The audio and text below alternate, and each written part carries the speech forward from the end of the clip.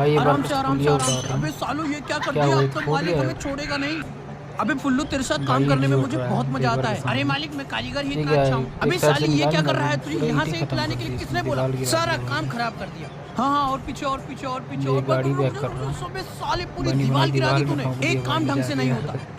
देखो इस बार कोई गलती नहीं होनी ये चाहिए। अबे पुलिया हराम फिर खोरो, दोबारा पकड़ो उतारे, पकड़ो पकड़ो। इससे तो पानी अब में तो चला गया पक्का भाई। मालिक नौकरी से निकाल देगा। काम हो गया बेटा, जरूर नीचे आ उनका जा। मालिक हमको नौकरी से निकाले।